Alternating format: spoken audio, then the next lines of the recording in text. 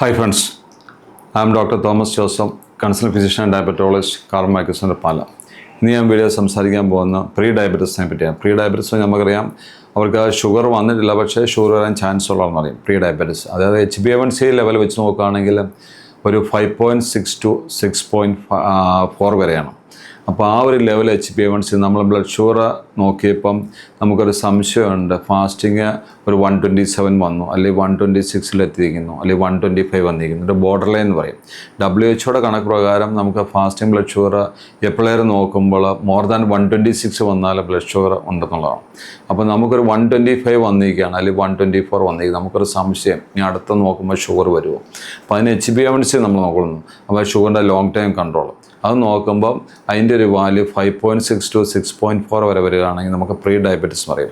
അപ്പോൾ ഇന്ത്യയിൽ നിന്നല്ല വേൾഡ് വൈഡ് നമ്മൾ നോക്കുകയാണെങ്കിൽ ഒരു 2021 കണക്ക് പ്രകാരം 9.1% ആൾക്കാർ, ഏകദേശം ഒരു 460 മില്യൺ ആൾക്കാർ പ്രീ ഡയബറ്റീസ് ഉള്ളതായിട്ട് കാണാൻ പറ്റും.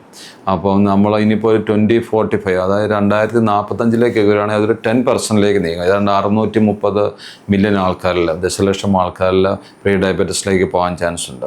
അതായത് ഷുഗറിലേക്ക് പോകാൻ ഒരു ബോർഡർ ലൈനിൽ നിൽക്കുന്ന ആൾക്കാരെന്ന് വേണമെങ്കിൽ പറയാം. അപ്പോൾ നമ്മൾ ഇന്ത്യയുടെ സ്റ്റഡി നമ്മൾ നോക്കുമ്പം ഇന്ത്യ സ്റ്റഡി നോക്കിക്കഴിയുമ്പോൾ നമുക്കറിയാം ഏകദേശം ഇതിൻ്റെ ഒരു പ്രിവേലൻസ് എത്രമാത്രം പ്രീ ഡയബറ്റീസ് ഉണ്ട്, അതായത് ഷുഗറിലേക്ക് പോകാൻ ടെൻഡൻസി ഉള്ള എത്രമാത്രം നോക്കിയപ്പം 14 നാഷണൽ ആവറേജ് എന്ന് പറയുമ്പോൾ 14.7% ആൾക്കാരിലാണ്. അപ്പോൾ അത്രയും ടെൻഡൻസി ഉണ്ട്. ഒരു 15% ആൾക്കാർ നമ്മൾ ഇന്ത്യൻ പോപ്പുലേഷനിൽ ഷുഗർ രോഗികളാകാൻ ചാൻസ് ഉണ്ട്. ഇപ്പോഴത്തെ ഷുഗർ രോഗികളല്ല, ഇനി ഭാവിയിൽ ഷുഗർ രോഗികളാകാം. അപ്പോൾ അതെങ്ങനെ തടയാമെന്നതിനെപ്പറ്റി ഞാൻ ഈ വീഡിയോ പറയാം. നമുക്ക് മരുന്ന് കൊണ്ട് തടയാൻ പറ്റുമോ, അതോ ലൈഫ് സ്റ്റൈൽ മോഡിഫിക്കേഷൻ ആണോ എന്നതിനെ പറ്റിയാണ്. പലപ്പോഴും നമ്മൾ ഇതിനെപ്പറ്റി പഠിക്കുമ്പോൾ നമുക്കറിയാം ഷുഗർ വരുന്ന പലപ്പോഴും ഒന്ന് പാരമ്പര്യ ഘടകങ്ങളുണ്ട്. ടൈപ്പ് 1 ഡയബറ്റീസ് ഉണ്ട്. അല്ലാതെ നമുക്കൊരു മിഡിൽ ഏജൊക്കെ ആകുമ്പം നമ്മുടെ കൂടെ 3ാം തലമുറ ഷുഗറിനെ വരാം. പിന്നെ ഉള്ളത് ലേറ്റ് ഓൺസെറ്റ് ഡയബറ്റീസ്, പ്രായമായിട്ട് വരുന്ന ഡയബറ്റീസ് ഉണ്ട്. പണ്ടൊക്കെ എങ്ങനെയായിരുന്നു. ഇപ്പം തന്നെ നമുക്ക് യങ് ആൾക്കാർക്ക് ഒരു ഡയബറ്റീസ് വരും. കാരണം അവർ എക്സസൈസിന് കുറവുണ്ട്, ഹൈ കലോറി ഡയറ്റ് കഴിക്കുന്നുണ്ട്, അതുകൂടാതെ ലൈഫ് സ്റ്റൈൽ മോഡിഫിക്കേഷൻ തയ്യാറല്ല, എക്സസൈസിനൊന്നും പോകുന്നില്ല. അങ്ങനെയൊക്കെ വരുമ്പോഴത്തേക്കും നമുക്ക് ഷുഗർ വരുന്നുണ്ട്. അപ്പോൾ അത് നമുക്ക് തടയാൻ പറ്റുന്ന മരുന്നുകൊണ്ട് തടയാൻ പറ്റുമോ, അതോ ലൈഫ് സ്റ്റൈൽ മോഡിഫിക്കേഷൻ തടയാൻ പറ്റുമോ എന്നതിനെ പറ്റിയാണ് ഞാൻ ഈ വീഡിയോയിൽ പ്രധാനമായിട്ട് സംസാരിക്കുന്നത്. ഇപ്പം മെറ്റ്ഫോമിൻ എന്ന് പറഞ്ഞ ഗുളിക കഴിച്ചാൽ കുറച്ച് മാറ്റമുണ്ടെന്ന് ചിലർ പറയും. പക്ഷേ നമ്മളൊരിക്കലും മരുന്ന് അഡ്വൈസ് ചെയ്യുന്നില്ല. കാരണം മെറ്റ്ഫോമിന് GLP-1 അനലോഗ്, അതായത് നമ്മൾ ആ 2 മരുന്നുകൾ, ഒന്ന് ഇഞ്ചക്ഷനുണ്ട്, ഗുളികയുണ്ട്. അപ്പോൾ അത് 2 കൊടുക്കുകയാണെങ്കിൽ നമുക്ക് സ്റ്റഡീസ് തെളിഞ്ഞിട്ടുണ്ട്, നമുക്ക് പ്രീ ഡയബറ്റീസിലേക്ക് തടയാൻ പറ്റും.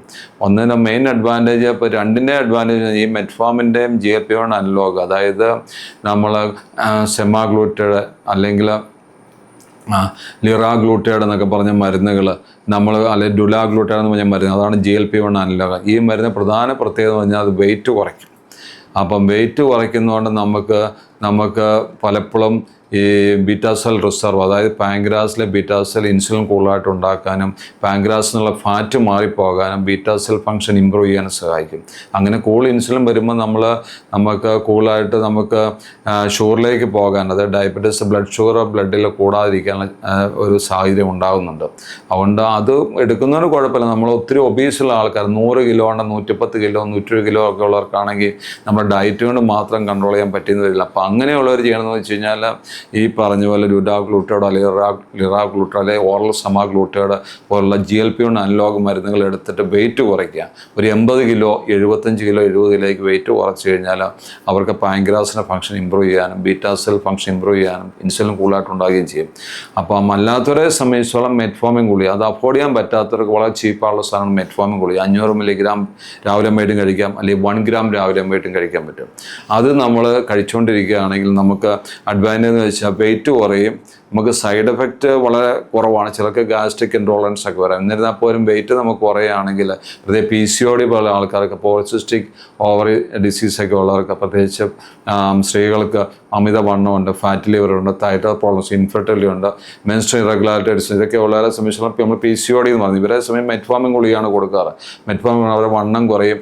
നമുക്ക് കുറച്ച് കാര്യങ്ങൾ ഇമ്പ്രൂവ് ചെയ്ത് കഴിയുമ്പോൾ ഫാറ്റ് ലിവറെ കുറഞ്ഞു കഴിയുമ്പോൾ അല്ലെങ്കിൽ കൊളസ്ട്രോളൊക്കെ കുറഞ്ഞു കഴിയുമ്പോഴത്തേനും നമുക്ക് നല്ല അളവിൽ പാങ്ക്രാസിൽ നിന്നും ഫാറ്റ് പോകുന്നു, അങ്ങനെ ഇൻസുലിൻ ഉണ്ടാകാൻ സാധ്യത കുറയുന്നു, അവർക്ക് ഡയബറ്റീസിലേക്ക് പോകുന്ന ടെൻഡൻസി കുറയും. പലപ്പോഴും നമ്മൾ ഒരിക്കലും മരുന്ന് നമ്മൾ അഡ്വൈസ് ചെയ്യില്ല. പ്രീ ഡയബറ്റീസ് ആയിട്ട് വരുന്ന രോഗികൾ ഡയബറ്റീസിലേക്ക് പോകാൻ ചാൻസ് ഉണ്ട്.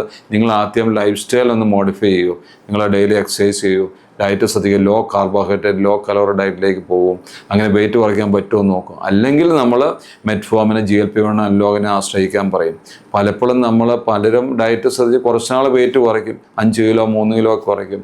എന്നിട്ട് അപ്പോൾ മെയിൻ്റനൻസ് വലിപ്പാടാണ്. അപ്പം നമ്മൾ വീണ്ടും നമ്മൾ ഈ മരുന്നിലേക്ക് പോകേണ്ടി വരും. അപ്പം പലപ്പോഴും നമ്മൾ ശ്രദ്ധിക്കണം, ഇന്ത്യ പോലെ രാജ്യത്ത് ഹൈ കാർബോഹൈഡ്രേറ്റ് കഴിക്കുന്നവരാണ്, എക്സസൈസ് കുറവാണ്. ഇപ്പം നമുക്ക് ഓഫീസ് ജോബ് അല്ലെങ്കിൽ കട്ടിപ്പണി ചെയ്യുന്നവർക്ക് അവർ കൂടുതൽ കലോറി കഴിക്കുകയും ആവശ്യത്തിന് കലോറി ഉപയോഗിക്കാൻ വരികയും ചെയ്താൽ നമുക്ക് ഫാറ്റ് ലിവറും നമുക്ക് ഹൈ കൊളസ്ട്രോളും ബ്ലഡ് ഷുഗർ കൂടാനിടയാം. അതുകൂടാതെ പാങ്ക്രാസ് ഭാരം ഡെപ്പോസിറ്റ് ചെയ്ത് ബീറ്റാ സെൽ ഇൻസുലിൻ ഉണ്ടാക്കാതിരിക്കുകയും ചെയ്യും. ഈ അവസരത്തിൽ നമ്മൾ ചെയ്യണമെന്ന് വെച്ചാൽ നമ്മുടെ ഒരു ലൈഫ് സ്റ്റൈൽ മാറ്റിയെടുത്തിട്ട് low carbohydrate low calorie diet കഴിച്ച് എക്സസൈസുകൾ കൂട്ടി വേണമെങ്കിൽ മെറ്റ്ഫോമിൻ കഴിച്ച് അല്ലെങ്കിൽ GLP-1 കഴിച്ച് നമ്മൾ ഡയബറ്റീസ് വളരെ സാധ്യത ഒഴിവാക്കിയാൽ നമ്മൾ മരുന്നുകൾ കുറയ്ക്കാനും നമ്മൾ വിദൂര ഭാവിയിൽ ഒരു പ്രമേഹ രോഗിയാകാനുള്ള സാധ്യത നമുക്ക് കുറയ്ക്കാനും സാധിക്കും. Thank you.